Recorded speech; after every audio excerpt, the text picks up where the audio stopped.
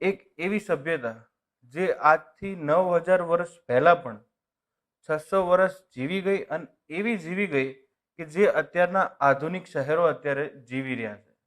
કોઈ પણ પ્રકારનું ઈંધણ અને એન્જિન વગર એ લોકોએ હજારો માઇલનો વેપાર કર્યો છે. એ વખતે પણ અત્યારે જેમ બહુમાળી ભવનો બનેલા છે એમ એ વખતે પણ એ લોકોએ બહુમાળી ભવનોના નિર્માણ કરેલા હતા. અત્યારે જેમ વેપાર થાય છે એવો જ વેપાર એ વખતે પણ કરેલો છે. તો આ એક રસપ્રદ ઇતિહાસ છે જેને આપણે સિંધુ સભ્યતાના નામથી ઓળખીએ. આ પ્રકરણની અંદર સિંધુ સભ્યતાના નામકરણથી શરૂ કરી એ સિંધુ સભ્યતાનો નાશ કઈ રીતે થયો એ તમામ મુદ્દાને આપણે આવરી લેવાના છે. એટલે આપણે એવું કહી શકીએ કે સિંધુ સભ્યતાનો નાશ થયો ત્યાં સુધીની માહિતી આપણે ભણવાની છે. અને એ નાશ થયો એની સચોટ માહિતી તો આપણી પાસે છે નહીં, પણ અલગ અલગ વિદ્વાનો દ્વારા અપાયેલા મંતવ્યોને આપણે આપણા લેક્ચરની અંદર ચકાસવાના છે કે કયું મંતવ્ય સાચું હોઈ શકે. કોઈ એવું કીધું કે ભૂકંપથી નાશ થયો છે, કોઈનું કહેવું એમ છે કે પૂર આવવાથી નાશ થયો છે, કોઈનું કહેવું એમ છે કે આબોહવા કે જળવાયુ પરિવર્તન થયું એના કારણે નાશ થયો છે, કોઈનું કહેવું એમ છે કે શાસનની અસફળતાના કારણે નાશ થયો છે. તો દરેક પ્રકારની ચીજ વસ્તુ ઉપર આપણે એનાલિસિસ કરવાનું છે. સાથે સાથે સિંધુ સભ્યતા પર ભૌગોલિક અસરો પણ થઈ છે, એને પણ આપણે તપાસવાનું. તો સૌથી પહેલા આપણે એ સમજીએ કે આ સિંધુ સભ્યતા એટલે શું કહેવાશે, અથવા તો એ સિંધુ સભ્યતા આપણને કઈ રીતે મળી. એવું તો છે નહીં કે કોઈને સપનું આવ્યું હશે કે આ જગ્યા પર જઈને ખોદો, ત્યાંથી તમને કોઈ ચીજ વસ્તુ મળશે. અમુક વખત કોઈ આગેવાનો એવા હોય છે જે એવું કહે કે અહીં તમે જઈને ખોદશો તો તમને લીંબુ, કાળા મરચા, કોઈ કપડું, નાળિયેર આવું બધું મળશે. તો આવું તો કોઈને સપનામાં તો આવ્યું નહીં હોય.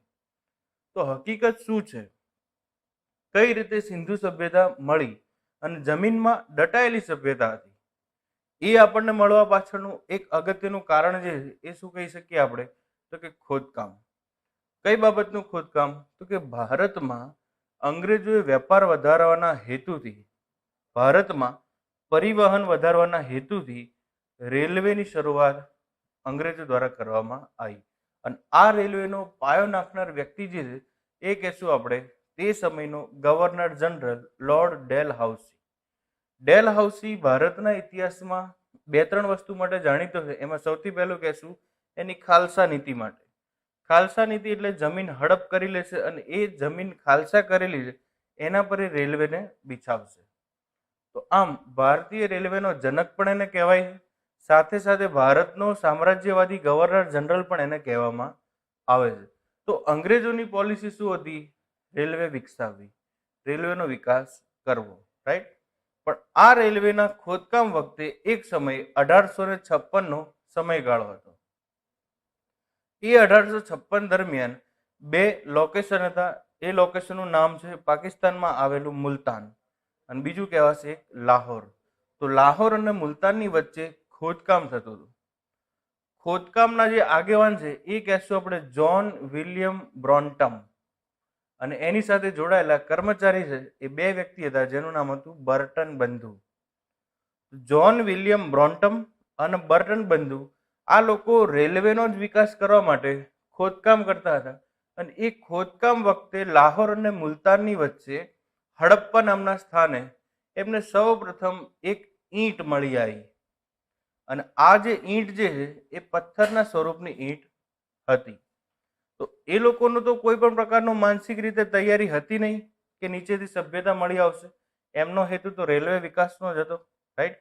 તો એ જે ઈંટ મળી આવી એ લોકો એને નજરઅંદાજ કરી અને શું નક્કી કર્યું કે આવી કંઈ ઈંટો નીકળે એને આપણે કાઢી લઈએ અને રેલવે ટ્રેકની બાજુમાં પથ્થરો વજન માટે મૂકવાના જ છે, તો એમાં એને આપણે ઉપયોગ કરી લઈશું. એટલે એ લોકોએ એ વસ્તુને ધ્યાનમાં લીધી નહીં.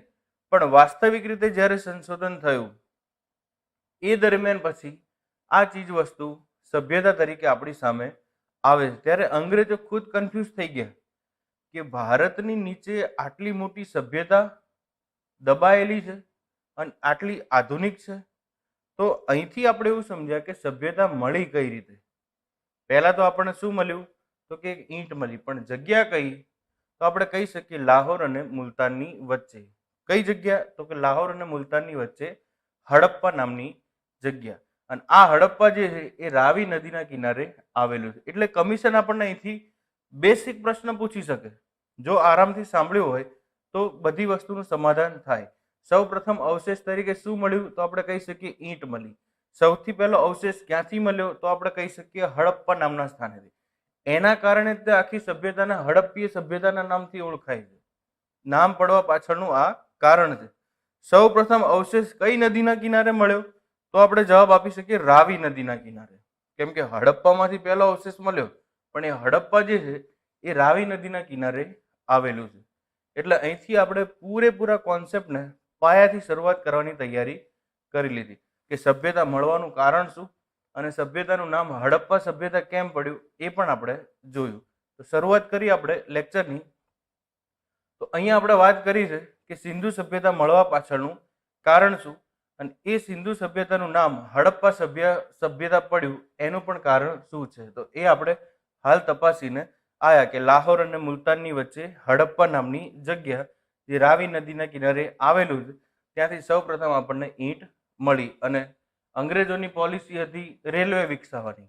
એ લોકોને સભ્યતા સાથે કંઈ લેવા દેવા હતા નહીં. ઓકે, પણ ધીમે ધીમે આની અંદર ભારતીય સભ્યો જોડાશે અને એ ભારતીય સભ્યો આ સંસ્કૃતિ અંગે રુચિ દાખવશે અને ધીમે ધીમે પછી સંશોધન આગળ વધશે. એટલે આ એકદમ પાયાની વાત છે. ત્યારબાદ વાત કરીએ આપણે તો કે સિંધુ સભ્યતા. તો આ સિંધુ સભ્યતા સાથે જોડાયેલો એક ડાયાગ્રામ આપણે સમજવાનો છે અને એ ડાયાગ્રામને આપણે કહેશું કે કઈ રીતે આપણે આખું ચેપ્ટર યોગ્ય રીતે સમજી શકીએ. તો જો ધ્યાન આપો, સૌથી પહેલા તો આપણે એ સમજવું છે કે આ સભ્યતા છે એનું નામકરણ કઈ રીતે થાય છે. એના પછી એ સભ્યતા સાથે જોડાયેલી આંકડાકીય બાબત કે એનો વિસ્તાર શું છે, કયા કયા વિસ્તારમાં એ વિસ્તરેલી છે, કિલોમીટર શું છે, વર્ગ કિલોમીટર શું છે એ સમજશું. ત્યારબાદ એ સભ્યતા સાથે જોડાયેલ અવશેષ, રાઈટ, અને એ અવશેષની અંદર શું હોઈ શકે? તો આપણે અહીંથી કહેશું કે એના સમયના મળેલા આપણને રસ્તાઓ, આનો ગહન અભ્યાસ કરવાનો છે. એના સમયની મળેલી ગટર, આનો પણ આપણે અભ્યાસ કરવાનો છે. એના મકાન, ત્યાંથી મળેલી આવેલા આંતરરાષ્ટ્રીય વેપારના પુરાવા, આને આપણે સમજવાનું છે. એ સમયની મૂર્તિકલા, એ લોકો કઈ રીતે રમકડા વગેરે બનાવતા હતા એને પણ આપણે સમજવાનું છે, રાઈટ. અને એના બાદ એ સભ્યતા જે છે એનું જનજીવન, મતલબ એ લોકોની સામાજિક વ્યવસ્થા આપણે સમજવાની છે, રાઈટ. અને ત્યારબાદ અંતિમ મુદ્દો જે છે એ કહેશું આપણે સભ્યતા નાશ થવા અંગેના કારણો. એવા તો કયા કારણો છે જેના કારણે સભ્યતાનો નાશ થયો? તો એ નાશ થવામાં સૌથી પહેલું આવે છે ભૂસંચાલન. કોઈનું કહેવું એમ છે કે ભૂસંચાલનથી નાશ થઈ, કોઈનું કહેવું એમ છે કે આગ લાગવાથી નાશ થાય છે, કોઈનું કહેવું એમ છે કે પૂર આવવાથી નાશ થાય છે, કોઈનું કહેવું એમ છે કે એ દુષ્કાળ આવવાથી નાશ થાય છે, દુષ્કાળની પરિસ્થિતિ બને છે, રાઈટ. તો આ જુદા જુદા પેરામીટર છે અને આ પેરામીટરના આધારે તે કમિશન આપણને અવારનવાર પ્રશ્નો પૂછ્યા કરે છે. એટલે ડાયાગ્રામ આપવાનો હેતુ એ છે કે આવનારા સમયમાં આપણે કયા કયા મુદ્દા ઉપર ચર્ચા કરશું એ મેં જસ્ટ હિન્ટ અહીંયા આપી દીધી. આ જેટલા પણ મુદ્દા છે એ મુદ્દાને આપણે બારીકાઈથી સમજવાના છે, રાઈટ. તો જઈએ આગળના મુદ્દા ઉપર. તો અહીંયા હવે આપણે સમજવાનું કે સિંધુ સભ્યતા જે છે એના કયા કયા નામ પડે છે. તો આપણે સિંધુ સભ્યતાના નામકરણથી તે ચેપ્ટરની શરૂઆત કરીએ. સિંધુ સભ્યતાના જુદા જુદા 5 જેટલા નામ આપેલા છે અલગ અલગ સાહિત્યની અંદર. પણ આજે આપણે એ નામનું પૂરેપૂરું વિશ્લેષણ કરીએ કે શા માટે એને હડપ્પી સભ્યતા કહેવાય છે, શા માટે એને મોહેંજો-દડોની સભ્યતા કહેવાય છે, શા માટે એને તામ્રકાંસી યુગની સભ્યતા કહેવાય છે, અથવા શા માટે એને પ્રથમ નગરીય સભ્યતાના નામથી ઓળખાય છે. તો જુદા જુદા આના નામ છે. એમાં પહેલું નામ આપણી પાસે છે હડપ્પીય સભ્યતા. તો હમણાં થોડી વાર પહેલા જ આપણે ચર્ચા કરી કે શા માટે હડપ્પીય સભ્યતા કહેવાય. તો કે સૌ પ્રથમ અવશેષ જે છે એ લાહોર અને મુલતાનની વચ્ચે શોધાયા અને એ લાહોર અને મુલતાનની વચ્ચે આવેલું સ્થાન છે જેનું નામ છે હડપ્પા. આ હડપ્પા જે છે એના કારણે તે સૌપ્રથમ એનું નામ હડપ્પીય સભ્યતા તરીકે આપણે સ્વીકારેલું છે. જો કોઈ પણ નામ પડે ને એની સાથે કોઈ જોગ્રાફિકલ એરિયાનું વિસ્તાર જે છે એના નામની સાથે જોડાય. ઉદાહરણ તરીકે આપણે જોઈએ તો કાઠિયાવાડ આ એક નામ પડ્યું. હવે એ કાઠિયાવાડની અંદર ભાવનગર પણ આવી જાય અને એ સાથે સૌરાષ્ટ્રનો અન્ય કોઈ વિસ્તાર પણ આવી જાય. શા માટે? તો કે સમગ્ર ગુજરાતની અંદર જે સૌરાષ્ટ્રવાળો વિસ્તાર જે છે એના મેજર જે વિસ્તાર છે એ દરિયા કિનારે આવેલા છે, એટલે દરિયાના કાંઠે આવેલા છે. તો કાંઠે આવેલા છે એના કારણે એને કાઠીય પ્રદેશ અથવા તો આપણે એને કાઠિયાવાડ પ્રદેશના નામથી ઓળખીએ છીએ. એ જ રીતે હડપ્પામાં પણ સૌપ્રથમ ભૌગોલિક બાબતને ધ્યાનમાં લીધી છે. ત્યારબાદ આપણે એને વિસ્તારથી સમજીએ. તો પહેલું નામ શું થશે? તો આપણે સમજી શક્યા કે હડપ્પીય સભ્યતા એ એનું પહેલું નામ કહેવાશે. રાઈટ. બીજા નંબરે જોઈએ આપણે, નેક્સ્ટ નંબરનું જે નામ છે એને સમજીએ તો એ નામ કહેવાશે મોહેંજો-દડો સભ્યતા. જો જેટલું પણ ખોદકામ થયું અત્યાર સુધીમાં સિંધુ સભ્યતાના 100 જેટલા શહેરોનું એનાલિસિસ થયું છે. નાના નાના તબક્કાઓ આપણે સમજી લઈએ. ઓકે, 1041 ચીજ વસ્તુ આપણને જુદી જુદી મળી છે. રાઈટ. આના પરથી આપણે એ વસ્તુનું બારીકાઈથી વિશ્લેષણ કર્યું કે જેટલા પણ ખોદકામ થયા છે એ તમામ ખોદકામમાં અત્યાર સુધીમાં સૌથી વધુ જો વિસ્તાર ધરાવતું હોય અથવા તો બહુમાળી ભવન ધરાવતું હોય અથવા તો અન્ય લોકેશન કરતાં થોડું આધુનિક હોય એ શહેર કયું? તો કે મોહેંજો-દડો. આમ જે મોહેંજો-દડો જે છે એ નામ એની સાથે જોડાયું કે મોહેંજો-દડોની સભ્યતા. તો અહીંયા આપણે વાતને નાખેલી છે કે તમામ સભ્યતામાં ભૌગોલિક રીતે મોટું બહુમાળી ભવન ધરાવતું, એટલે કે એકથી વધુ માળ, જેમ આપણે કહીએ ને કે અત્યારે ફ્લેટની સ્કીમ બને છે, તો આવી ફ્લેટની સ્કીમ પહેલા પણ બની ચૂકેલી. એટલે તો મેં શું કીધું કે સિંધુ સભ્યતા જે છે એને આપણે આધુનિક સભ્યતા પણ કહી શકીએ. બીજા નંબરે શું થાય? તો એ સિંધુ સભ્યતાને આપણે અહિંસક સભ્યતા પણ કહી શકીએ. શા માટે? તો કે આટલા બધા સંશોધનો થયા, પૂરથી નાશ થયું, દુષ્કાળથી નાશ થયું, ભૂસંચલનથી નાશ થયું, પણ ક્યારે પણ યુદ્ધથી નાશ થયું એવા કોઈ પરિબળો આપણને જોવા મળતા નથી. ઇવન કોઈ હથિયાર પણ નથી મળતા આપણને. જે હથિયાર તરીકે આપણે કોઈ રિવોલ્વર સમજી લઈએ, કોઈ બરછી સમજી લઈએ, કોઈ છરો સમજી લઈએ, તલવાર સમજી લઈએ, આવા કોઈ અવશેષો આપણને મળતા નથી. એટલે આપણે સમજી શકીએ કે સભ્યતામાંથી રમકડા મળ્યા છે એટલે શાંતિપ્રિય સભ્યતા છે. સભ્યતામાંથી કોઈ યુદ્ધના પરિબળો આપણને મળ્યા નથી એટલે અહિંસક સભ્યતા છે. રાઈટ. અને સાથે સાથે બહુમાળી ભવનો આજથી 9000 વર્ષ પહેલા મળી ચૂક્યા છે એટલે આપણે એને આધુનિક સભ્યતાના નામથી પણ ઓળખીએ છીએ. તો સિંધુ સભ્યતાનું બીજું નામ જે છે એ કહેશું આપણે મોહેંજો-દડોની સભ્યતા. રાઈટ. ત્યાર પછી જઈએ નેક્સ્ટ મુદ્દા ઉપર, એ કહેશું આપણે સિંધુ સરસ્વતી સભ્યતા. રાઈટ.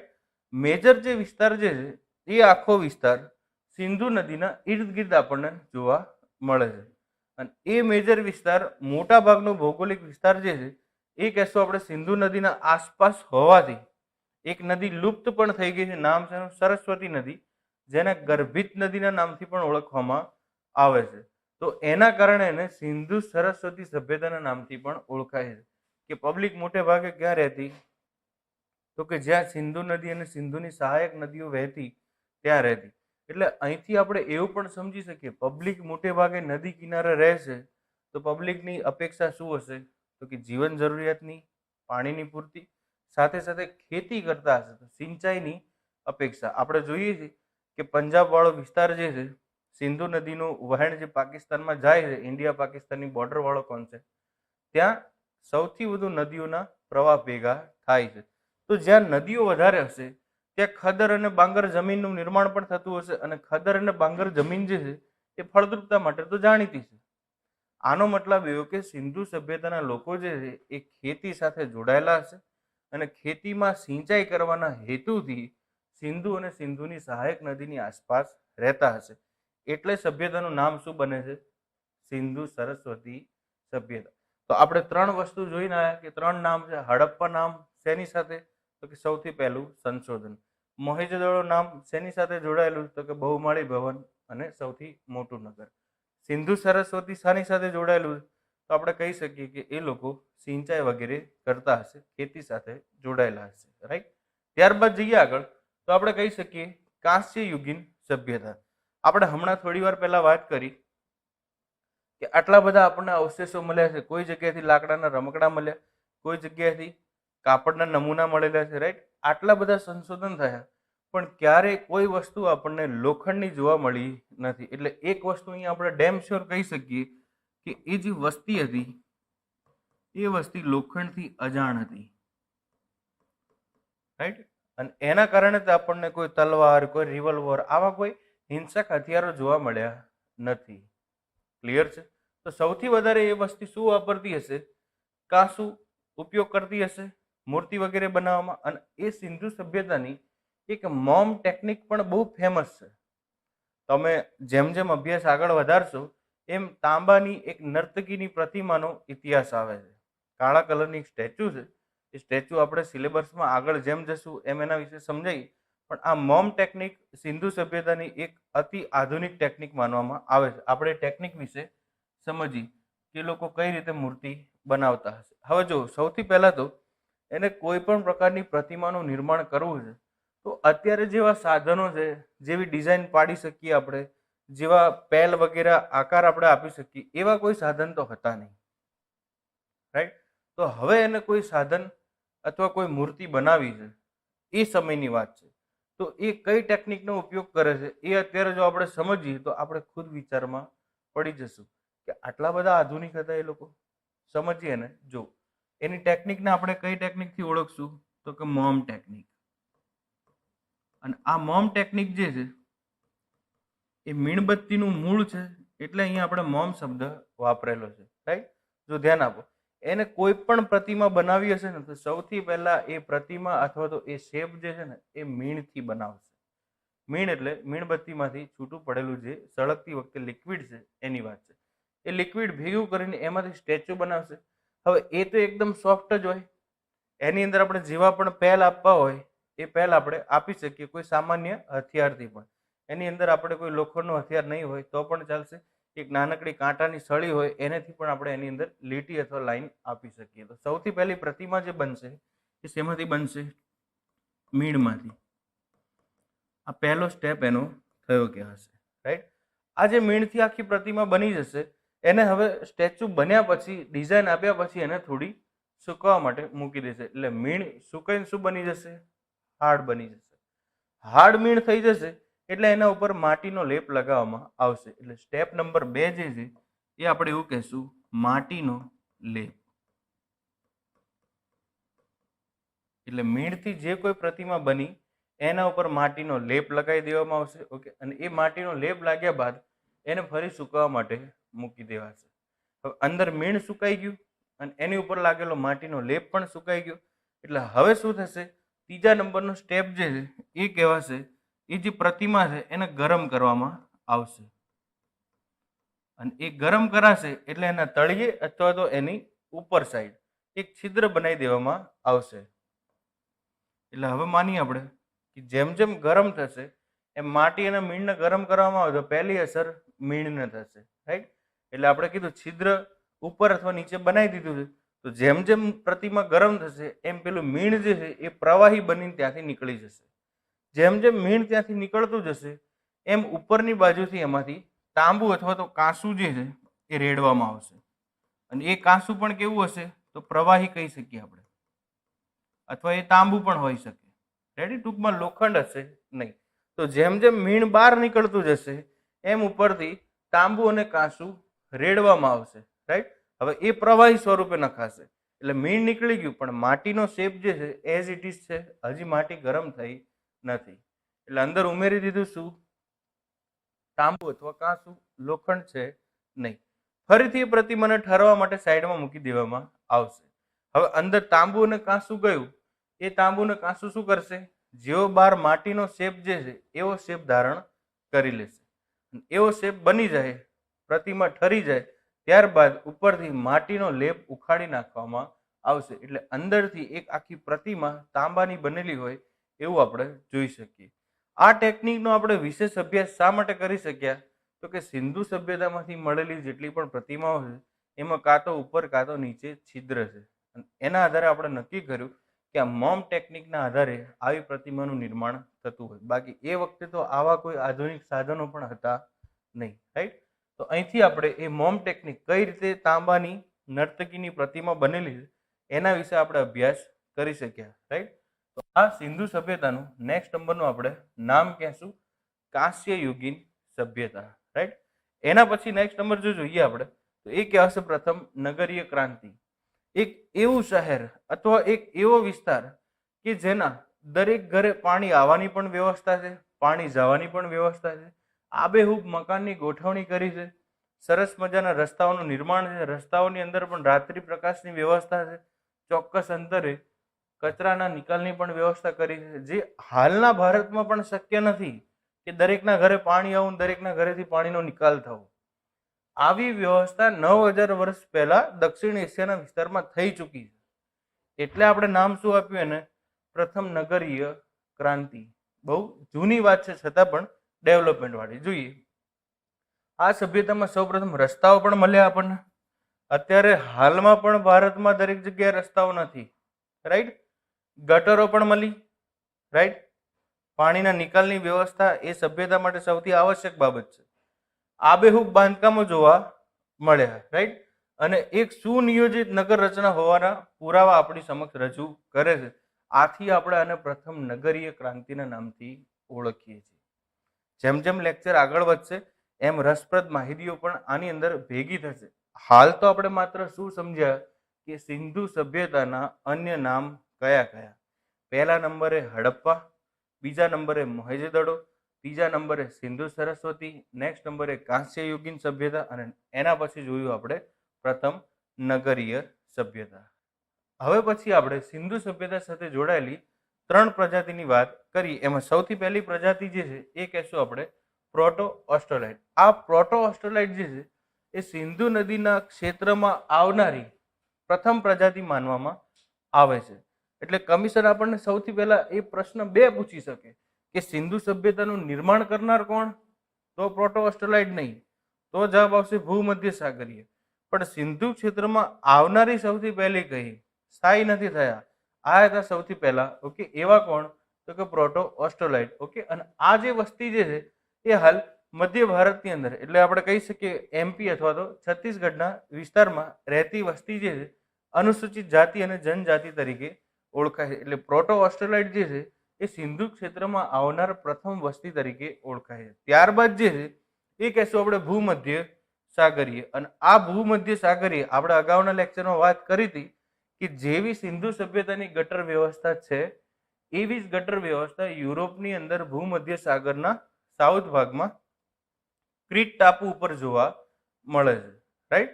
તો ભારત જેવી રીતે સિંધુ સભ્યતાની ગટર વ્યવસ્થા અન્ય કયા ટાપુ ઉપર? તો જવાબ આવશે એનો ક્રીટ ટાપુ. ઓકે. અને વસ્તી જે છે એને આપણે કીધું ભૂમધ્ય સાગરીય. તો આ પ્રજાતિ જે છે એ સિંધુ સભ્યતાનું નિર્માણ કરનાર પ્રજાતિ કહેવાય છે. રાઈટ. અને એના પછી જોઈએ આપણે તો કહેવાશે અલ્પાઇન. આ પણ એક ફેમસ પ્રજાતિ છે.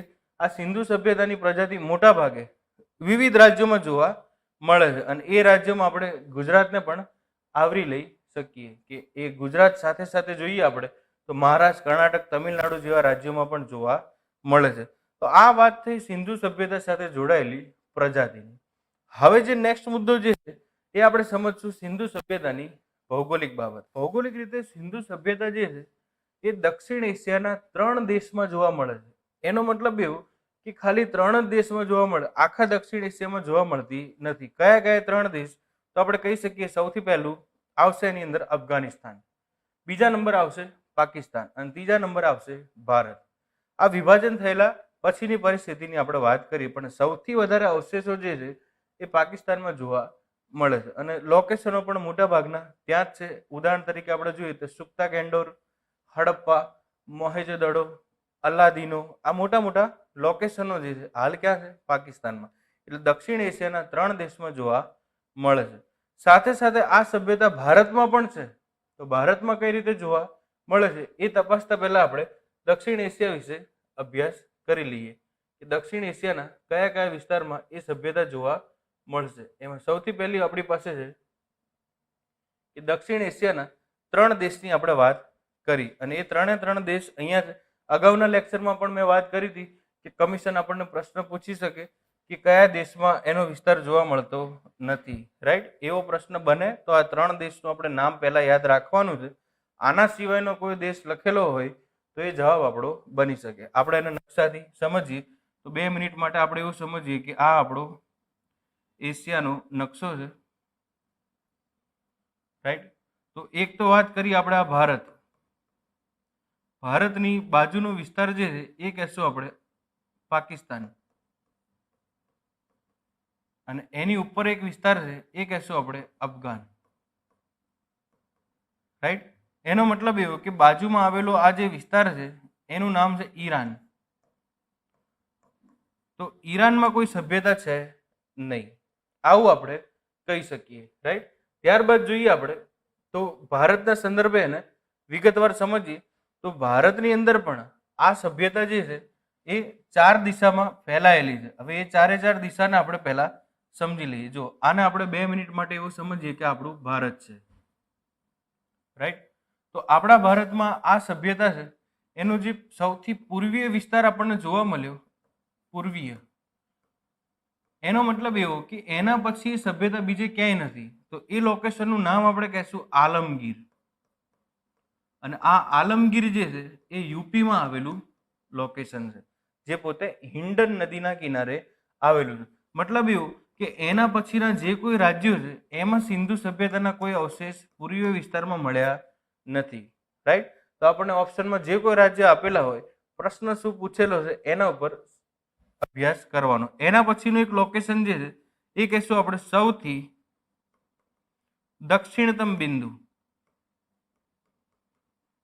મતલબ સૌથી દક્ષિણનો વિસ્તાર, અને એ દક્ષિણનો વિસ્તાર એટલે આપણે કહેશું દાયમાબાદ.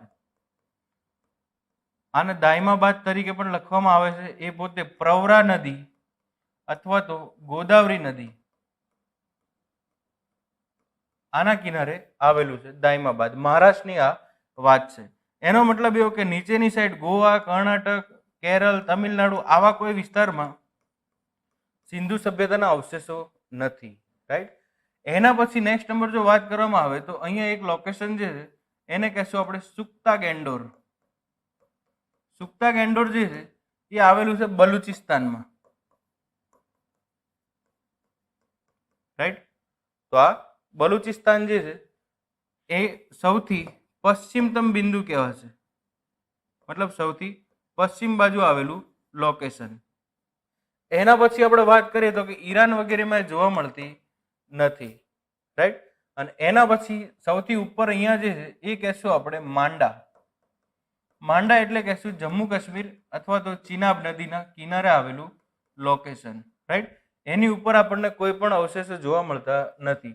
એટલે હવે આ બાજુ કંઈ છે નહીં, એટલે આપણે કહી શકીએ કે આટલા વિસ્તારમાં સિંધુ સભ્યતા વિસ્તરેલી છે. ઓકે, અને સમગ્ર સિંધુ સભ્યતાની જો વાત કરવામાં આવે તો આ સમગ્ર સિંધુ સભ્યતા 12,99,600 સ્ક્વેર કિલોમીટરમાં વિસ્તરેલી છે, રાઈટ? આ સિંધુ સભ્યતાનો ભૌગોલિક વિસ્તાર કહેવાશે. એટલે કમિશન આપણને જોડકાના સ્વરૂપે પૂછી શકે કે સૌથી ઉત્તરતમ બિંદુ કયું? તો આપણે કહી શકીએ જમ્મુ કાશ્મીરનું માંડા. એના પછી વાત કરીએ સૌથી દક્ષિણતમ બિંદુ કયું? તો મહારાષ્ટ્રનું દાયમાબાદ. સૌથી પશ્ચિમનું બિંદુ કયું? તો સુક્તા ગેન્ડોર આપણે કહી શકીએ બલુચિસ્તાન વાળું. ઓકે, દમાસ્ક નદીના કિનારે એ આવેલું છે. અને એના પછી સૌથી પૂર્વીય તો આપણે કહી શકીએ આલમગીર વાળું, રાઈટ? હવે જોઈએ આને વધુ યાદ રાખવાની ટેકનિક આપણી પાસે છે, તો એને ધીમે ધીમે આપણે સમજી લઈએ કે જમ્મુ કાશ્મીર તો કે જગ્યાનું નામ માંડા, નદીનું નામ ચિનાબ, રાઈટ? એના પછી નેક્સ્ટ નંબર દક્ષિણ વાળું જોઈએ તો મહારાષ્ટ્રનું દાયમાબાદ, નદી કઈ? ગોદાવરી અથવા તો પ્રવરા નદી, રાઈટ? એના પછી ઉત્તર પ્રદેશનું આલમગીર, નદી કઈ?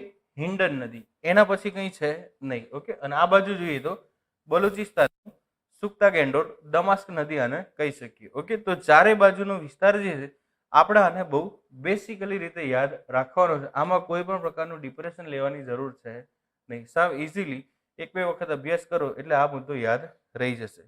મકાનો. હવે જો મકાન સિંધુ સભ્યતાના અભ્યાસથી આપણે જોઈએ તો એના મકાનને જોઈને આપણે એવું કહી શકીએ કે આ લોકોએ સૌથી વધારે સુરક્ષાને પ્રાધાન્ય આપ્યું હશે. એ લોકોનું જે જનજીવન જે છે એ ઘોંઘાટથી પરહેજ હશે, એ લોકો ઘોંઘાટથી દૂર રહેવાની અપેક્ષા એ લોકોની હશે. સાથે સાથે એ લોકોએ સ્વચ્છતાને પણ પ્રાધાન્ય આપેલું છે. એ આપણે દરેક વસ્તુને જોવી હોય તો એના મકાન વિશે આપણે સમજીએ તો જો ધ્યાન આપો, આને આપણે કહી શકીએ કે આ એક સડક માર્ગ છે, રાઈટ. અને સિંધુ સભ્યતાના જે મકાન જે છે એ આવી રીતે એક હરોળમાં ગોઠવાયેલા છે, રાઈટ. હવે જો અહીંયા થાય છે શું, તો કે આ મકાનના રસ્તાઓ જે છે એ ક્યારે પણ આ બાજુની સાઈડ ખુલતા નથી, મતલબ સડક બાજુ ખુલતા નથી. આપણે ધીમે ધીમે એનો વિગતવાર અભ્યાસ કરીએ. રસ્તાઓ એના અહીં છે, મુખ્ય દ્વાર જે છે મકાનના એ અહીંયા છે, રાઈટ. તો ત્યાંથી તો કોઈ રસ્તો પસાર થતો નથી, ક્લિયર છે. એના પછી વાત કરીએ આપણે તો આ જે પરિસ્થિતિ જે છે એ શું પરિસ્થિતિ કહેવા માંગે છે, તો કે કોઈ બાળક ફળિયામાં રમતું હોય તો એ બાળક રમતા રમતા રોડના સંપર્કમાં ન આવવું જોઈએ, રાઈટ. જેમ આ ગાંધીનગરની ગોઠવણી પણ આ રીતની જ છે, જૂની આ રીતની હતી, અત્યારે થોડો ફેરફાર થયો છે. તો આ જે પરિસ્થિતિ જે છે એ આપણે એવું કહી શકીએ સુરક્ષાને વધારે પ્રાધાન્ય આપ્યું છે. પણ હાલની જે સભ્યતા છે એ તો શું અપેક્ષા રાખે છે કે આપણું મકાન છે રોડ ટચ હોવું જોઈએ. હવે રોડ પર મકાન રહે તો સાથે સાથે ઘોંઘાટ પણ આવશે, રેડી. તો આ રીતની ગોઠવણી જે છે, આ બાજુ તો દિવાલ આવે છે, રસ્તો તો આવતો નથી, રાઈટ. તો એ લોકો ઘોંઘાટથી પણ દૂર રહેવા માંગતા હશે. હવે મુખ્ય સડક માર્ગ જે છે એનાથી ઘર દૂર છે, રાઈટ. તો એ લોકો સાથે સાથે સ્વચ્છતા અને સાથે સાથે પ્રદૂષણ, તો આના પર પણ કાર્ય કરેલું છે. એના મકાનને જોઈને આપણે કહી શકીએ, રાઈટ. અને દરેક વ્યક્તિની જે અગાસી જે છે, ટેરેસ જે છે, એ આપણે એવું કહી શકીએ કે યુનિવર્સલ ટેરેસ છે, મતલબ એકબીજાની અગાસીમાંથી એકબીજામાં જઈ શકીએ. એટલે ઉપરની સાઈડ એક મોટો એવો ફ્રન્ટ આપણને વાપરવા માટે મળી શકે. આ સિંધુ સભ્યતાના મકાનની બેસિક વાત આપણે કરી. હવે જોઈએ કે એ વખતે લોકો મકાનનું નિર્માણ કરવું હોય તો કઈ રીતે નિર્માણ કરતા. ઓકે, તો એ લોકોના મકાનનું જે માલ જે છે, કાચું મટીરિયલ, એની અંદર શું શું વપરાતું, તો સૌથી પહેલા તો આપણે એવું કહી શકીએ રેતી અથવા તો માટીનું મિશ્રણ, રાઈટ. આ પહેલો સ્ટેપ એનો થયો. આપણે આખા મકાન બનવાનું સ્ટ્રક્ચર સમજવાનું છે કે સિંધુ સભ્યતાનું મકાન જે છે એ કઈ રીતે બનાવવામાં આવતું. તો પહેલું મટીરિયલ એમાં શું વાપરશે, માટી અથવા રેતીનું મિશ્રણ. હવે મકાન બનાવવું હોય તો હાલ આપણે 2 મિનિટ વિચારીએ કે અત્યારે હવે મકાન આપણે બનાવશું તો આપણે શું વાપરશું એની અંદર, તો કે લોખંડ અને સિમેન્ટ, રાઈટ. પણ આપણે હમણાં વાત કરીને આવ્યા એ વખતે તો લોખંડ હતું જ નહીં, પબ્લિક લોખંડથી અજાણ છે, રાઈટ. તો મકાન બનાવવું હશે અને એ મકાન પણ કેવું, બહુમાળી મકાન, રાઈટ. ફ્લેટની સ્કીમ આપણે કહી શકીએ તો લોખંડ વગર અને સિમેન્ટ વગર તો એ શક્ય છે જ નહીં, રાઈટ.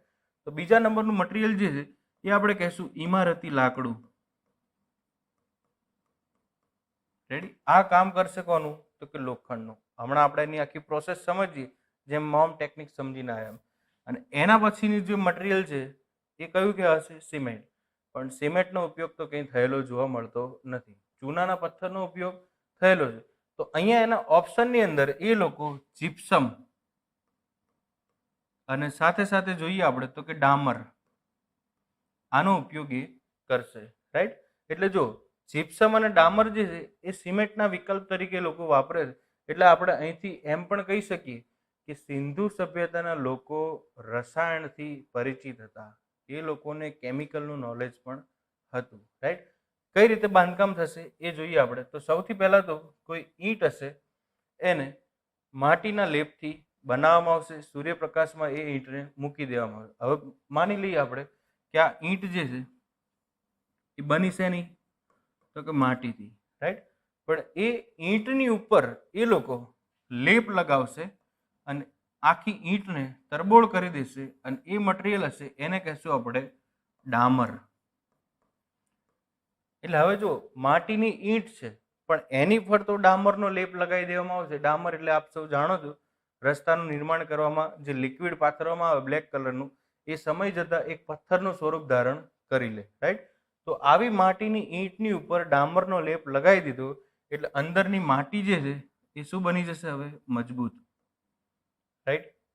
હવે આવી ડામરની ઈંટ જે છે એના ઉપર બીજી ઈંટ મૂકવામાં આવશે, રાઈટ, અને બે ઈંટની વચ્ચે પણ નાખવામાં શું આવશે તો કે ડામર અને સાથે સાથે જીપ્સમ, રાઈટ. એટલે સમય જતા આ જે ઈંટોની હરોળ જે છે એક ઊભા પથ્થરનું સ્વરૂપ જ ધારણ કરી લેશે, એટલે થઈ ગઈ મજબૂતી, રાઈટ. હવે વાત રહીશું તો કે આમ ઈંટો ગોઠવી દીધી, ઊભી દિવાલ તો બની ગઈ, રાઈટ, પણ ઘર બનાવવા માટે બીમ કોલમ પણ આપણે બનાવવા પડશે, રાઈટ. તો એ કઈ રીતે નિર્માણ થયેલું છે તો કે આવું એક ઇમારતી લાકડું વાપરવામાં આવશે, ઓકે. એક કોલમના સ્વરૂપનું લાકડું લાવવામાં આવશે અને લાકડું પોતે મજબૂતી તો ધારણ કરેલું જ હોય છે, રાઈટ, પણ જેમ ઈંટ વાપરી ડામરના લેપ વાળી એમ લાકડા ઉપર પણ શું લગાવી દેવામાં આવશે ડામરનો લેપ. એટલે હવે આપણે એવું સમજીએ આ જે ઇમારતી લાકડું છે એની ફરતો પણ ડામરનો લેપ લગાવી દેવામાં આવ્યો. હવે જો લાકડાની પોતાની મજબૂતી તો છે જ, સાથે સાથે ડામરનો લેપ લાગ્યો એ પથ્થરનું સ્વરૂપ ધારણ કરી લેશે, એ પછી ઇમારતી લાકડું જે છે એને બીમ કોલમ તરીકે સેટ કરી દેવામાં આવશે, રાઈટ. તો આ રીતે આખું મકાન તૈયાર થતું. એ મકાનની અંદર કોઈ પણ જગ્યાએ લોખંડ વાપરવામાં આવતું નહીં, કોઈ પણ જગ્યાએ સિમેન્ટનો ઉપયોગ થતો નહીં. ઉપયોગ શાનો થતો તો કે જીપ્સમ અને ડામર. એટલે કમિશન આપણને પૂછી શકે શું સિંધુ સભ્યતાના લોકો રસાયણથી પરિચિત હતા? તો યસ. કેમ તો કે ડામરનો ઉપયોગ એ લોકોએ કરેલો છે, રાઈટ. તો આ થઈ એક આગવી શૈલીનું બાંધકામ જે સિંધુ સભ્યતાના મેજર મકાનમાં આપણને જોવા મળે છે. સાથે સાથે એના મકાનના બીજા લક્ષણ જોઈએ તો અવારનવાર પૂરની પરિસ્થિતિનું નિર્માણ થતું હોવાથી એ લોકોએ મકાન પોતે જેમ જેમ પૂરની જલોટ માટી ભેગી થતી જાય એમ એ માટી ઉપર ફરીથી બાંધકામ થયા, એટલે મેજર મકાન જે છે એ આપણને ઊંચાઈ ઉપર જોવા મળે કે 5 થી 8 મીટર ઊંચા ઓટલા ઉપર દરેક મકાન જોવા મળે છે. હવે જેટલા મકાન ઊંચા હશે એટલી એની ડ્રેનેજ સિસ્ટમ જે છે એ બહુ સારી હશે, એટલે કે પાણીનો જે નિકાલ જે છે એ સારો હશે. નીચે તળિયામાં બેઠેલા મકાન જે છે એમાંથી ગટરના પાણીનો નિકાલ હશે નહીં. તો સિંધુ સભ્યતાની ગટર વ્યવસ્થા એક આબેહૂબ ગટર વ્યવસ્થા હોવાનું કારણ જ આ છે કે મોટા ભાગના મકાનો ક્યાં હતા તો કે એક ઊંચાઈ ઉપર હતા અને ઊંચાઈ ઉપરથી પાણીનો નિકાલ જે છે એ સરસ રીતે થઈ શકે. તો આ આપણે વાત કરી સિંધુ સભ્યતાના મકાનની. મકાનનો હજી એક ફેક્ટ આપણે જોઈ લઈએ.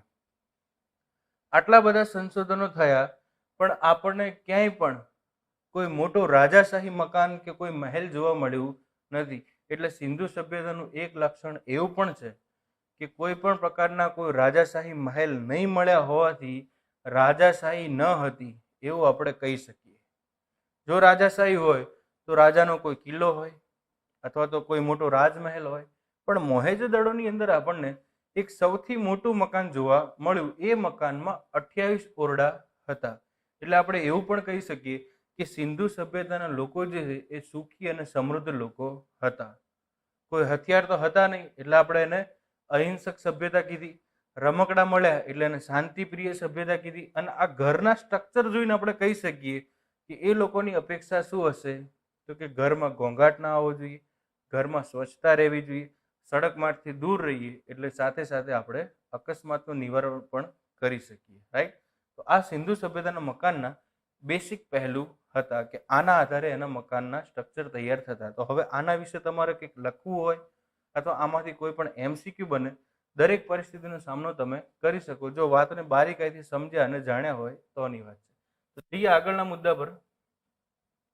આગળના મુદ્દા પર જતા પહેલા એક વસ્તુ એ પણ સમજી લઈએ આપણે કે એક જગ્યા જે આપણે કહી શકીએ ધોળાવીરા, એની અંદર સિંધુ સભ્યતાના જે મકાનો જે છે એ આપણને ત્રિસ્તરીય મકાન પણ જોવા મળ્યા છે, જેનો આપણે વિગતવાર અભ્યાસ આગળ કરશું, રાઈટ. તો નેક્સ્ટ નંબર જોઈએ તો સિંધુ સભ્યતાના રસ્તાઓની વાત છે. હવે આ રસ્તાની વાત આવે ને ત્યારે બધા જનરલી એવું કહે છે કે આવા રસ્તાઓ ગાંધીનગરમાં પણ છે, રાઈટ, જેને આપણે સેક્ટર સિસ્ટમ કહીએ છીએ. આવી જ વસ્તુ જોવા જઈએ તો ચંદીગઢમાં પણ છે કે રસ્તાઓ એકબીજાને 90 ડિગ્રીના એંગલે કાપતા હોય, ઓકે. પણ આનું હજી એક તાજેતરનું ઉદાહરણ જે છે એ અમદાવાદમાં આવેલું સાબરમતી નદી પર બનેલો રિવરફ્રન્ટ, ઓકે. એ રિવરફ્રન્ટ પણ આશ્રમ રોડથી જેમ અંદર જઈએ એમ 90 ડિગ્રીના એંગલે મુખ્ય રિવરફ્રન્ટને કાપે છે, ઓકે. તો આપણે પહેલા બેસિક એવું સમજી લઈએ કે સેક્ટર સિસ્ટમ જે છે એ ગાંધીનગરમાં જોવા મળે છે, 30 સેક્ટર અને બીજી સેક્ટર સિસ્ટમ જે છે એ ચંદીગઢમાં જોવા મળે છે. 58 સેક્ટરમાં એ વિભાજિત છે. લા કાર્બુઝિયર નામના વ્યક્તિએ આની ડિઝાઇન તૈયાર કરી છે. આ બેસિક ફંડા છે. આગળ આને સમજીએ. અત્યારે રસ્તાને આપણે જોઈએ તો જો સિંધુ સભ્યતાના રસ્તાઓ જે છે એ પ્રમુખ બે રસ્તાઓ હતા. રાઈટ. સૌથી પહેલા જોઈએ આપણે તો કહેશું આપણે મુખ્ય સડક માર્ગ. રેડી. હવે જો મેન રોડ જે હશે ને એ હંમેશા કેવો હશે? મોટો રોડ હશે. અત્યારે હાલની પણ આપણે વાત કરીએ કે સૌથી વધારે વપરાતો જે હાઈવે કે રોડ હશે એ કેવો હશે? સુવિધાવાળો અને મોટો હશે. ઓકે, તો મુખ્ય સડક માર્ગ. અને બીજા નંબરે જોઈએ તો કેવા છે? સહાયક માર્ગ. તો સિંધુ સભ્યતાના સડક માર્ગ જે છે એ બે રીતે જોવા મળે છે. હવે મુખ્ય સડક માર્ગ જે છે એની પહોળાઈ જે છે એ આપણને જોવા મળે છે 9.75 મીટર. રેડી. જ્યારે સહાયક માર્ગ જે છે એની પહોળાઈ આપણને જોવા મળે છે 3.25 મીટર. ક્લિયર છે? બંને રસ્તાઓ એકબીજાને જ્યાં મળે ત્યાં ફરજિયાત 90 ડિગ્રીનું એંગલ બને છે. ઓકે, અને એ 90 ડિગ્રીનું એંગલ શા કામ માટે છે એ પણ આપણે સમજીએ. મુખ્ય સડક માર્ગ જે છે આનો વિસ્તાર જે છે એ હંમેશા કેવો જોવા મળશે? તો કે ઉત્તરથી દક્ષિણ બાજુનો. રાઈટ. જ્યારે સહાયક માર્ગ જે છે એનો વિસ્તાર હંમેશા પૂર્વથી પશ્ચિમ બાજુનો જોવા મળશે. રાઈટ. આ જ વસ્તુને આપણે હજી એક નકશામાં બારીકાઈથી સમજીએ કે કઈ રીતે આ ગોઠવણી હશે. તો જો આને આપણે એવું સમજી લઈએ કે આ મુખ્ય સડક માર્ગ છે, એની સાથે જોડાયેલો અહીંયા સહાયક માર્ગ છે. આગળ જશું એટલે ફરી મુખ્ય સડક માર્ગ બનશે, એની સાથે જોડાયેલો અહીંયા બીજો માર્ગ જોવા મળશે. રાઈટ. એટલે આપણે કીધું કે આ જે રસ્તાની પહોળાઈ રહી એ પહોળાઈ કેટલી છે? 3.25 મીટર, જેને આપણે શું કહેશું? સહાયક માર્ગ. રાઈટ. અને આ જે રસ્તો રહ્યો એની પહોળાઈ કેટલી છે? તો કે 9.75 મીટર. આ મુખ્ય સડક માર્ગ આપણે કહેશું. એટલે મુખ્ય સડક માર્ગ જુઓ તમે, ઉત્તરથી દક્ષિણ જ જાય છે. રાઈટ. અને સહાયક માર્ગ જે છે એ પૂર્વથી પશ્ચિમ જ જાય છે. અને આની વચ્ચે મકાનો બધા સેટ થયેલા જોવા મળે છે. જે આપણે કોલોની કહીએ કે જૂની કોઈ સોસાયટી હોય એ એક સાથે સેમ મકાન જ હોય અને એકબીજાની અડોઅડ એક જ દિવાલે બનેલા હોય. એટલે જો સહાયક માર્ગથી પણ દૂર છે, મુખ્ય સડક માર્ગથી પણ દૂર છે. રેડી. આવી ગોઠવણી જોવા મળે છે. હવે આ જે એંગલ બને છે આ એંગલને આપણે શું કહેશું? 90 ડિગ્રીનું એંગલ. આનો મતલબ શું? તો કે અહીંથી કોઈ વ્હીકલ આવતું હોય એને જ્યારે આ રસ્તા પર ચાહે આ દિશામાં જવું હોય કે આ દિશામાં જવું હોય ત્યાં આવતી વખતે એને એની સ્પીડ જે છે એ 0 કરવી પડે. એટલે આ રસ્તા ઉપરથી આપણે એવું કહી શકીએ કે આ લોકોની પોલિસી શું હશે? અકસ્માત નિવારણ. રેડી. હવે એ વખતે સાધનો હતા કે નહીં, કેવા પ્રકારના સાધનો હતા, એ બધી વાત રહસ્ય ભરેલી છે. આપણે એનું સમાધાન પણ ધીમે ધીમે કરીએ. પણ આવી રીતે રસ્તાઓ છે. તમે કદાચ જો અમદાવાદના હો અને રિવરફ્રન્ટની ક્યારે મુલાકાત લીધી હોય તો આશ્રમ રોડથી જ્યારે પણ રિવરફ્રન્ટે જાઓ ત્યારે તમારે તમારા વ્હીકલની સ્પીડ 0 કરવી જ પડે. કેમ કે એનો વળાંક જે છે એ 90 ડિગ્રીનો આપેલો. જો એની સ્પીડે તમે જાઓ તો અકસ્માત થવાના પૂરેપૂરા ચાન્સીસ છે. રાઈટ. તો આ રીતે આપણે સમજ્યા કે સિંધુ સભ્યતાના મકાનો જે રસ્તાઓ જે છે એ 9.75 મીટર પહોળા, સહાયક માર્ગ છે 3.25 મીટર અને 90 ડિગ્રીનો એંગલ એમાં બને છે. હવે સાથે સાથે શું છે તો કે આ રસ્તાઓ પર વચ્ચેની બાજુ ચોક્કસ અંતરે આપણને ખાડા જોવા મળે. આ ચોક્કસ અંતરના જે ખાડાઓ છે એના બે તર્ક છે. કેવા બે તર્ક? તો કે આ ચોક્કસ અંતરે ખાડાઓ જે છે ત્યાં રાત્રિ પ્રકાશની વ્યવસ્થા હોઈ શકે. હતી કે નહીં એ તો આપણે ના કહી શકીએ, પણ આ રસ્તા જે છે એની વચ્ચે ખાડા જોવા મળે છે. આપણે હાલના રસ્તામાં પણ ચોક્કસ અંતરે થાંભલાઓ મૂકેલા છે. હવે કોઈ ભૂસ્ખલન, પૂર વગેરે આવે, ભૂકંપ આવે, બધું દટાઈ જાય ને પછી ખોદીએ આપણે તો ત્યાંથી આપણને ખાડાઓના અવશેષ મળે તો આપણે કહી શકીએ રાત્રિ પ્રકાશની વ્યવસ્થા, અથવા તો એવું કહી શકીએ કચરાના નિકાલની વ્યવસ્થા પણ છે. રાઈટ. તો રસ્તાની વચ્ચે જે છે એ ચોક્કસ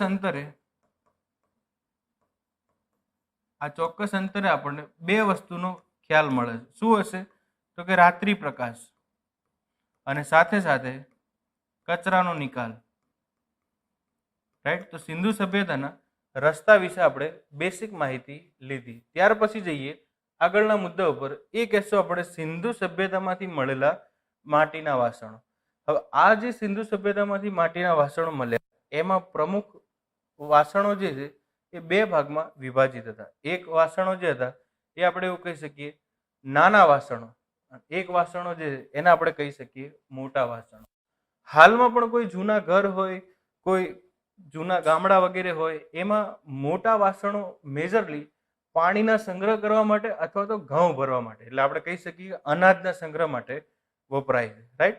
અને એ વાસણોના નમૂના પણ આપણે તમારી સામે અહીંયા મૂકેલા છે, બતાવીએ આપણે એને. તો જો સાદા વાસણો જે છે એ આપણે એવું કહી શકીએ, આપણે વાત કરી અનાજ અને પાણીના સંગ્રહ માટે, અને એ કેવા હશે? મોટા, રાઈટ.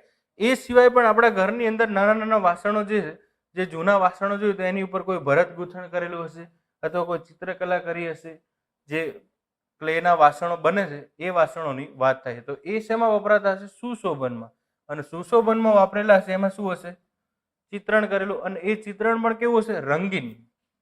તો સિંધુ સભ્યતાના વાસણોમાં મેજર આપણને લાલ અને કાળા રંગનું મિશ્રણ જોવા મળે છે. ઓકે, અહીંથી પણ પ્રશ્ન પૂછાઈ ચૂકેલો એકવાર કે કયા રંગના વાસણો મેજર જોવા મળે. તો વાસણ કેટલા? બે. મોટા વાસણનો ઉપયોગ શું? તો આપણે કહી શકીએ પાણી અને અનાજનો સંગ્રહ કરવા માટે, રાઈટ. નાના વાસણો જે છે એ લાલ અને કાળા રંગનું મિશ્રણ, અને એ લાલ અને કાળા રંગનું મિશ્રણ જે છે એ ચિત્રકલાના સ્વરૂપે આપણને એ આપણે માની શકીએ કોઈ સુશોભન. તમે ફ્લાવર પોટ માની લો, ફ્લાવર પોટ આપણા ઘરે મૂકેલું હોય એ ચિત્રણ વાળું હશે અને કલર કોમ્બિનેશન વાળું હશે. તો નાના વાસણો જે છે એ સુશોભનના વાસણો પણ આપણે કહી શકીએ. આપણે એનો નમૂનો અહીંયા બતાવીએ. આ રીતના જે વાસણો જે છે આ ઘર વખરી કહી શકીએ, આપણે ઘર વપરાશમાં પણ વપરાય છે સુશોભન વાળા. ઓકે, અને આ રીતનું જે છે એ રમકડાનું સ્ટ્રક્ચર પણ આપણને જોવા મળ્યું. હવે જો સિંધુ સભ્યતામાં આપણને કોઈ હથિયાર નથી મળ્યું એટલે આપણે એને શાંતિપ્રિય સભ્યતા કીધી, પણ સાથે સાથે રમકડા મળ્યા. હવે રમકડા ક્યાં હોય? જ્યાં શાંતિ હોય, ખિલખિલાટ હોય, હસી ખુશીનો માહોલ હોય ત્યાં જોવા મળે. તો આ સિંધુ સભ્યતાનું એક આગવું લક્ષણ કહી શકીએ આપણે. ઓકે, અને રમકડું પણ કેવું છે? તો કે ખેતીના ઉપયોગમાં આવતો હોય એ રીતની અભિવ્યક્તિ છે. એટલે કોઈ પણ રમકડું આપણે બનાવીએ અથવા કોઈ ચિત્ર આપણે બનાવીએ તો એ ક્યારે બનાવી શકીએ કે આપણે એ પરિસ્થિતિને જોઈ હોય, એને અનુભવ્યું હોય, તો જ એનું ચિત્ર કે એ પ્રમાણનું આપણે રમકડું બનાવી શકીએ. આનો મતલબ એવો કે આ લોકો ખેતી સાથે જોડાયેલા હશે અને એના બાળકોને પણ ખેતીના કાર્યો તરફ વાળવા માંગતા હશે, એટલે રમકડા એ પ્રમાણના હોય છે. જેમ અત્યારના રમકડાની વાત આપણે કરીએ તો પહેલા રમકડામાં અત્યાર શું આવે? બંદૂક આવે, રેડી. એટલે આપણી સભ્યતા પહેલા બાળકોને બંદૂક તરફ વાળવાની વાત કરે છે. આ જનરલી બધાની વાત થઈ રહી છે, રાઈટ. તો એના પછી નેક્સ્ટ નંબરની વાત કરીએ, એ કહેશું આપણે સિંધુ સભ્યતા સાથે જોડાયેલી કબર. અને આ કબર જે છે એમાં બહુ મોટું રહસ્ય રહેલું છે. શા માટે આપણે આવું રહસ્યની વાત કરી? તો કે કબર મેજરલી બને તો એની અંદર કોઈ પણ પ્રકારના અવશેષો મૂકવામાં આવતા નથી. એ ચાહે આપણે ઇસ્લામ ધર્મની વાત કરીએ કે હિન્દુ ધર્મની અંદર પણ એક સમાજનો તબકો જે છે એ કબરનું નિર્માણ કરે છે. પણ કબર બને એટલે બાજુમાં કંઈ મૂકવામાં આવતું નથી. એ બાજુમાં શું મૂકેલું છે ત્યાં?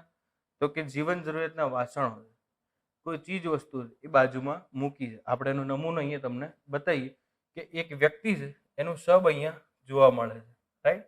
પણ સાથે સાથે જીવન જરૂરિયાતના વાસણો પણ અહીંયા બાજુમાં મૂકેલા છે. હવે આવી તો કોઈ પરંપરા અત્યારની સભ્યતામાં જોવા મળતી નથી. ઓકે, અને એ વ્યક્તિ જે શબ જે છે એના પગની પરિસ્થિતિ પણ તમે જુઓ, સૂતો હોય એ અવસ્થામાં છે. હવે કબર જ્યારે પણ બનાવવામાં આવે ત્યારે વ્યક્તિના પગ ઉપર આંટી વાળવામાં આવતી નથી. આ વ્યક્તિની પગની આંટી છે. એટલે આપણે રહસ્ય શું કીધું કે અહીંયા કદાચ એવું બની શકે કે એ વ્યક્તિ રાત્રે સૂતો છે એના ઘરની અંદર, રાઈટ.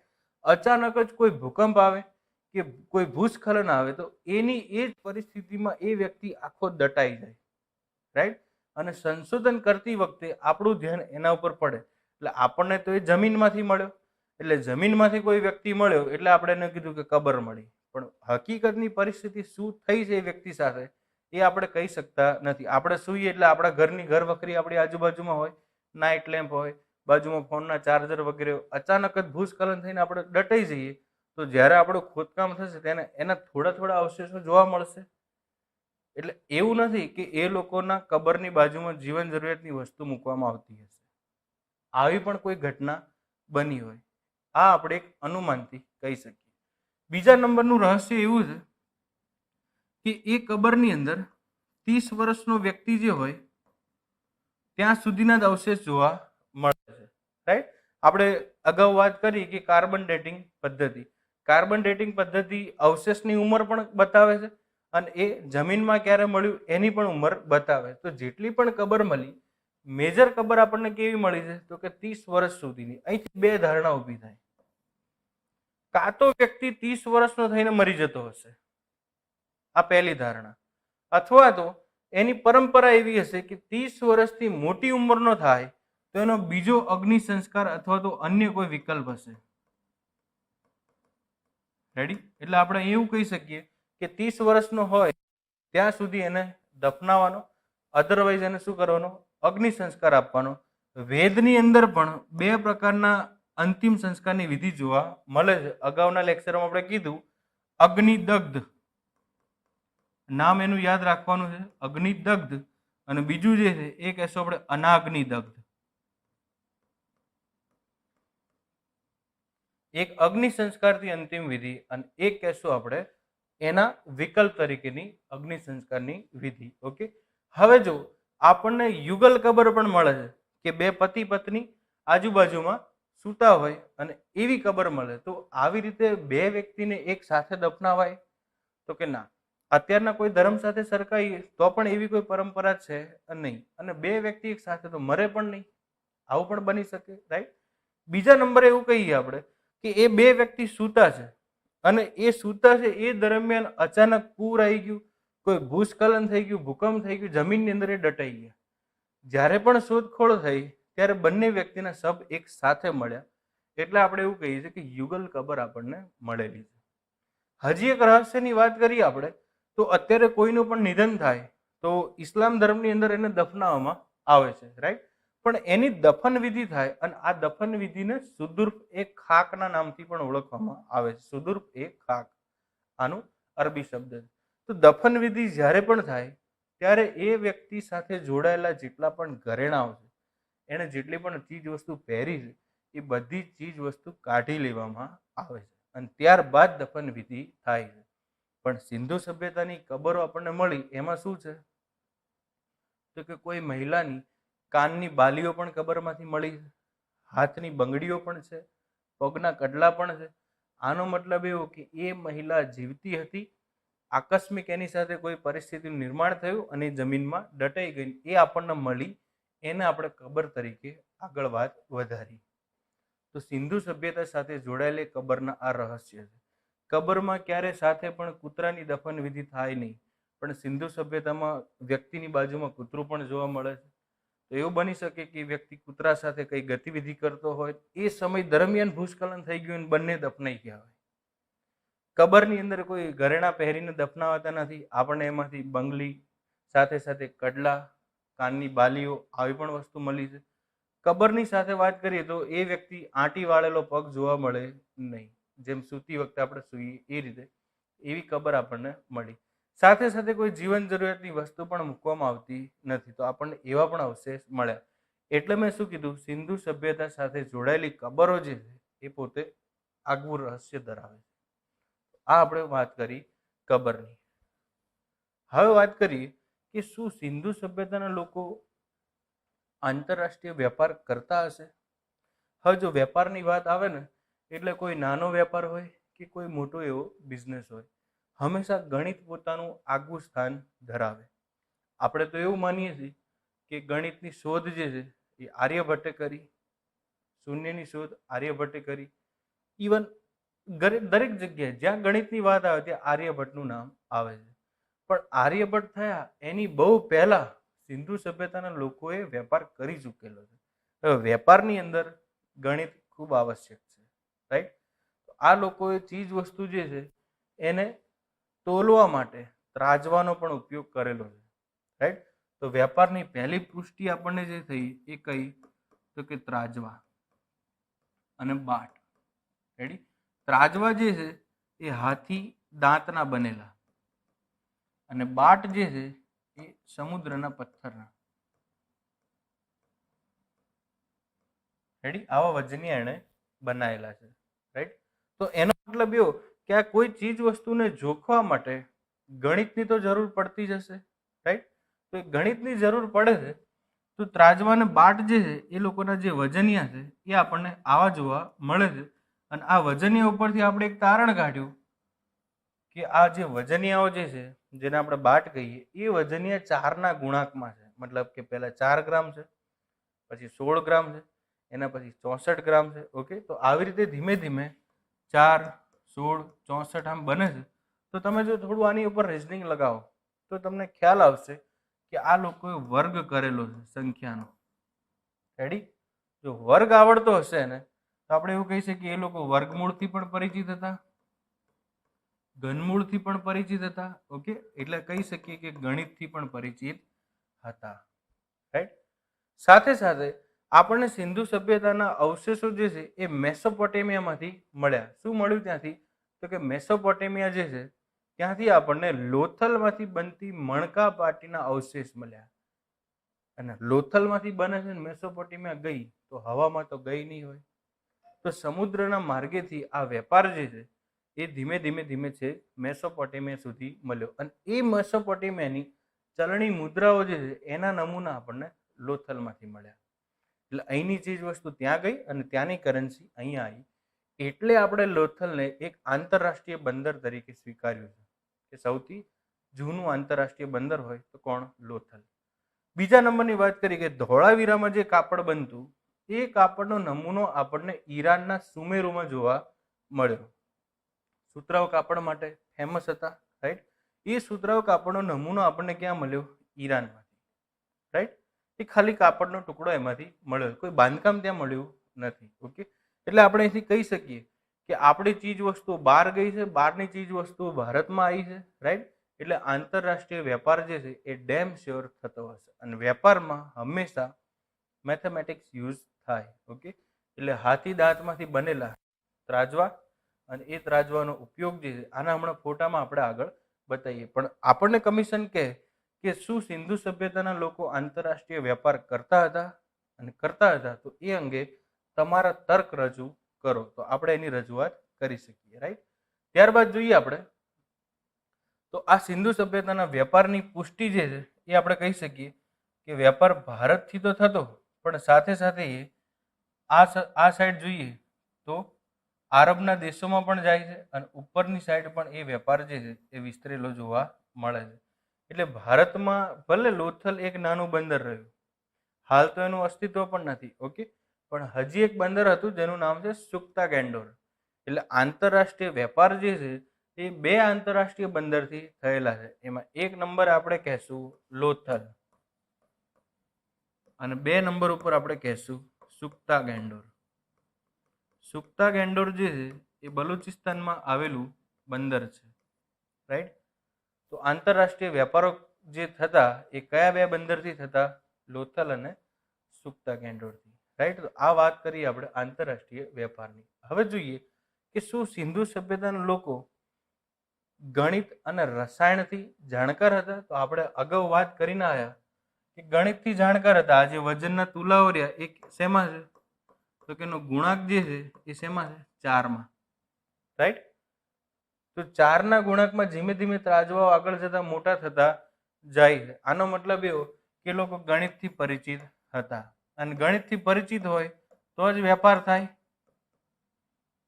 સહમત છો વાત સાથે? બીજા નંબરે જોઈએ આપણે તો રસ્તાઓ જે છે એ પણ ચોક્કસ 90 અંતરના 90 ડિગ્રીના ખૂણે તે કાપે છે એકબીજાને. આનો મતલબ એવો કે એ લોકો ભૂમિતિથી પણ પરિચિત હતા. ખ્યાલ આવે છે વાતમાં?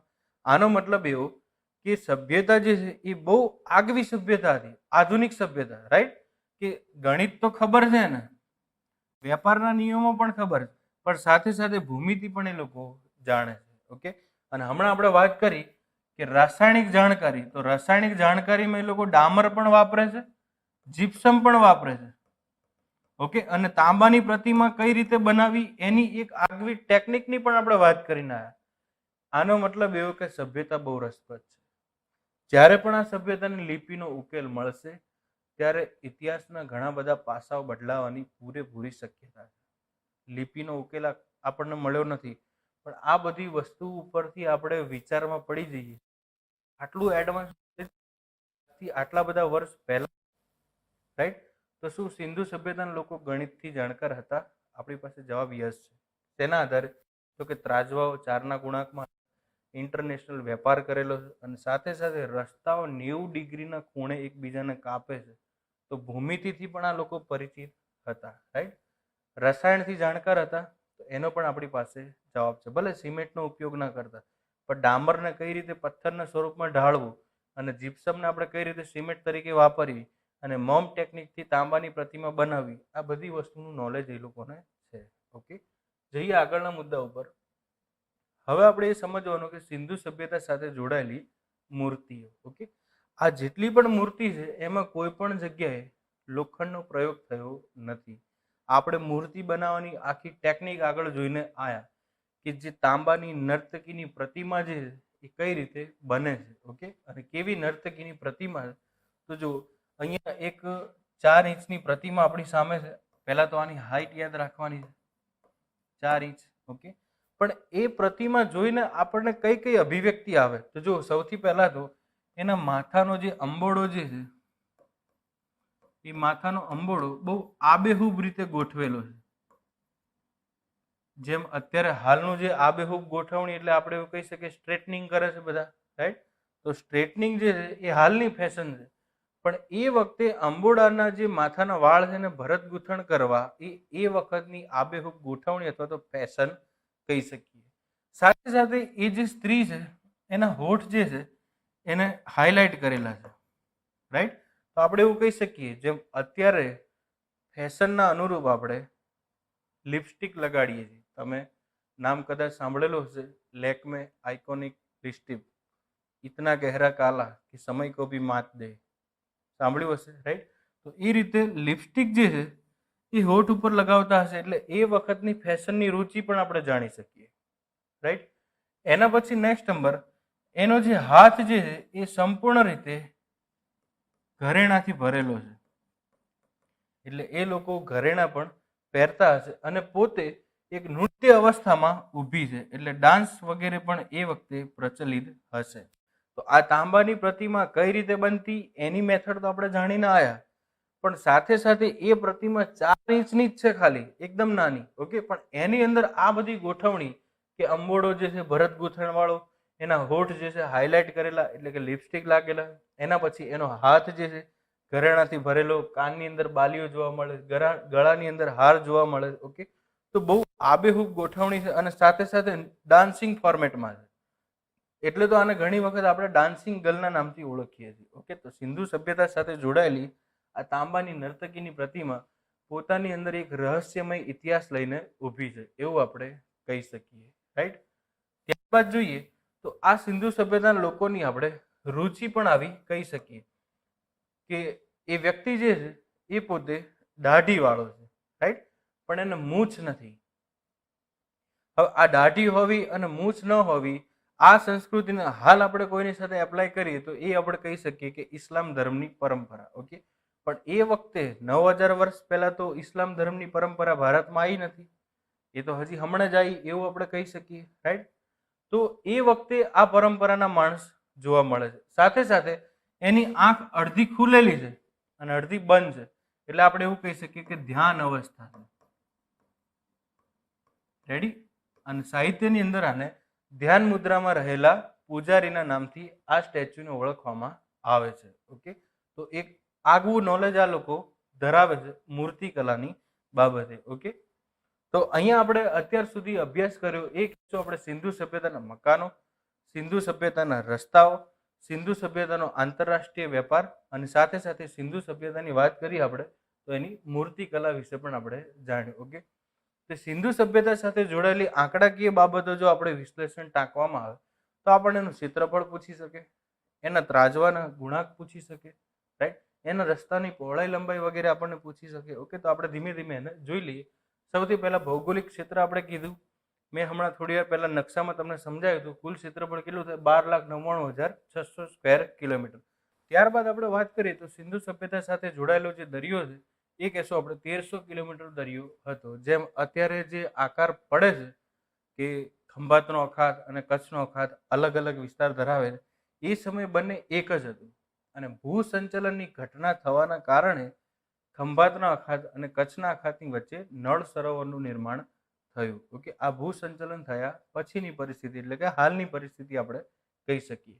ત્યારબાદ વાત કરીએ મકાન જે છે એવરેજ કેટલા હતા? તો કે 5 થી 8 મીટર ઊંચા હતા. આ ખાલી આંકડાકીય બાબત છે. ઓકે, મકાન ઊંચા હોવાના કારણે આપણે આગળ જોયા. ઓકે, એના પછી વજનના તુલાઓ જે છે 4ના ગુણાંકમાં હતા એટલે આપણે કહી શકીએ કે વર્ગમૂળ અને ઘનમૂળથી પણ સભ્યતા પરિચિત હતી. ઓકે, તો સિંધુ સભ્યતા સાથે જોડાયેલા આ જેટલા પણ તબક્કાઓ જે છે એને બારીકાઈથી આપણે સમજશું. સાથે સાથે રસ્તાની પહોળાઈ જે છે એ 9.75 મીટર અથવા તો 3.25 મીટર પહોળાઈ છે. જે મુખ્ય સડક માર્ગ છે એની વધુ, સહાયક માર્ગની ઓછી. ઓકે, અને આ સિંધુ સભ્યતા જે છે એ ઈસવીસન પૂર્વે 2350 થી 1750 થી 1750 ના સમયગાળા દરમિયાન 600 વર્ષ સુધી થઈ ગઈ એવું આપણે કહી શકીએ. તો સૌથી પહેલો પ્રશ્ન આપણી પાસે છે, સિંધુ સભ્યતા શા માટે હડપ્પીય સભ્યતા કહેવાય છે?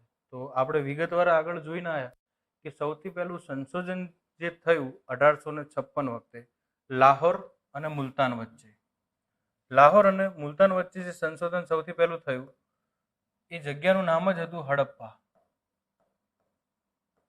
રાઈટ, તો એ હડપ્પા નામ હતું એના કારણે આપણે એને હડપ્પીય સભ્યતાના નામથી ઓળખીએ છીએ. તો અહીંયા આપણને પ્રશ્નનું સમાધાન થઈ ગયું. ત્યારબાદ જોઈએ સિંધુ સભ્યતાની પ્રજા નીચેનામાંથી કઈ ધાતુથી અજાણ હતી? તો આપણે કહી શકીએ અહીંયા લોખંડ. શેના આધારે કીધું આપણે? તો કે આપણને ખેડેલા ખેતરના નમૂના પણ મળ્યા, સાથે સાથે અન્ય પ્રતિમાઓ પણ મળી, પણ કોઈ પણ જગ્યાએ લોખંડ મળ્યું નહીં. હવે અત્યારે હાલ ખેતર ખેડવું હોય આપણે તો ટ્રેક્ટરની પાછળ કટલર લગાવવું પડે આપણે. એ કટલર બનેલું શેનાથી? લોખંડથી. રાઈટ, પણ એ વખતે ખેતર શેનાથી ખેડતા? તો કે અણીદાર પથ્થરોથી ખેડતા. અને એ અણીદાર પથ્થરથી ખેડેલા ખેતર અને એ અણીદાર પથ્થરો રાજસ્થાનના કાલીબંગનમાંથી આપણને મળી આવે. એટલે ટૂંકમાં એવું કહી શકીએ કે વસ્તી લોખંડથી અજાણ હતી.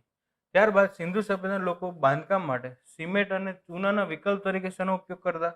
તો આપણે અભ્યાસ કરીને ડામર અને સાથે સાથે જીપ્સમ. ડામર અને જીપ્સમનો એ લોકો ઉપયોગ કરતા. ઓકે, ત્યારબાદ જોઈએ સિંધુ સભ્યતાનું સૌથી દક્ષિણતમ બિંદુ.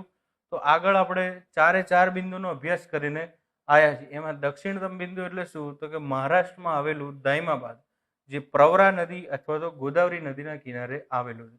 એની નીચે ગોવા, કર્ણાટક, કેરળ, તમિલનાડુ આ કોઈ જગ્યા અવશેષ ન હોવાથી દક્ષિણતમ બિંદુ આપણે દાયમાબાદને કહી શકીએ, જે આવેલું છે મહારાષ્ટ્રમાં ગોદાવરી અથવા તો પ્રવરા નદીના કિનારે. રાઈટ, ત્યારબાદ જોઈએ નેક્સ્ટ નંબરનો પ્રશ્ન.